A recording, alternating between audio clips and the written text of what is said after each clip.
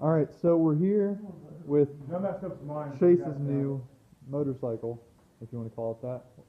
You going live, bro? Yeah. It's a scooter. Scooter, with Chase's new scooter. It's well, it's a motor, and it cycles, right? It has 4 cycles, right? And we're going to be removing the rear fender today on his, what is it? Is this a 2017? A 2017 Grom. So we're going to get started doing that. What are you unpacking over here, Chase? The kit from the HMI. And how much was all this? I don't know. I threw it in when I bought the bike. Oh. Well then. We got some fasteners. Little, you said, somebody said soldering. Is there no soldering? That just looks like a... Well, you can crimp it or solder it. I Okay. prefer to solder it if you have stuff to solder with. I don't have anything to do anything with. I might actually have crimpers with me, but I think I do have crimpers. And then we got the tag plate and zip ties and everything else. So we got stuff to finish this up. First, you need to remove the seat.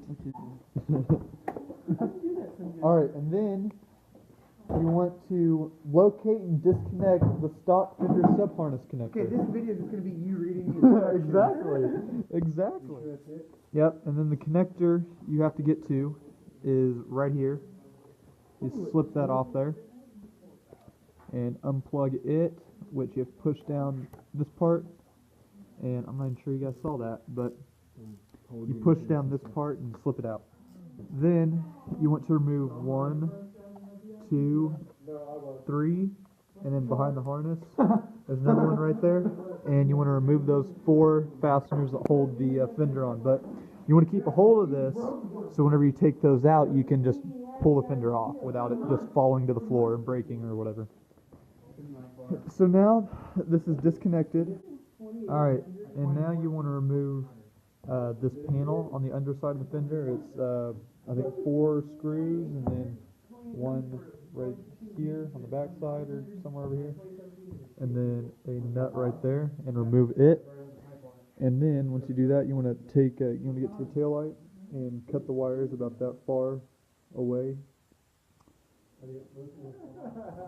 So you have to cut this zip tie off the frame here, and then remove the sub harness. And then once you get that zip tie removed, you come to the harness right here, and you just unplug the pins from here. And luckily they're color coded, so you don't have to memorize where they were. You just unplug them, and then take the bolt or the nut right here out of there and slide the whole assembly out. Alright, the next thing we're going to do is we're going to grab our included tag light and these 2 4mm screws, and we're going to use those to attach it to the bracket right here. And the wire is going to go through that center hole, and the 2 bolts are going to go through the ones on the left and the right. The next step is putting on your license plate, and you can see how these brackets are.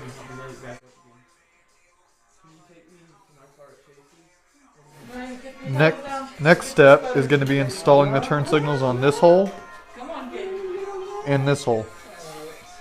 And you're going to make sure you get them right because the wires are color coded. Now we're going to go ahead and remove this because the next step is just taking your fender eliminator, and you can see the slots right there, feeding it into the slots, and you can see it doesn't want to, it interferes with the brake light. So we're going to take the brake light off for a second and put this in and then put the brake light back on. Now we don't have these bolts here, the 4 main bolts tightened yet, but we have the wires fed through right here, and then you just want to not these ones, these are the ones you crimp, but you want to reconnect your turn signals, and then right after that you want to crimp this to your new tag light harness. Alright, now the tag light is an LED, so that means it's polarized. You cannot just connect the wires whichever way you want, so what we're going to do is just connect it, turn the lights on, and see if the tag light's working. So that's correct. So the way you want is yellow is hot and green is negative. So that's how you hook it up. Try your turn signals. See ya. They're backwards. They're backwards, yeah. So just flip them. Alright, so go ahead and flip your turn signals again so we can make sure they're right. Yep, see, all we did was just flip it back around. And now it's working just fine. And now it all works. It's all tucked back in. And gonna put the seat back on, and that's gonna end on how you delete the Fender on a Grom with the, what kit is this? Yoshimura. Yoshimura. I think Mura. But yeah, isn't this thing fancy? Chase, you like your bike? Oh yeah, girl. Better check it down the bicycle. Mine's a classic. So that's about it for installing the Fender Delete kit on the like a newer Grom. 2017 is what this one was. If this video helped you out, let me know by leaving a like. That'd be awesome. If not, leave a comment. Ask me any questions you have. I may be able to help you out. But I mean, just let me know what you guys think of this video. Thanks for watching.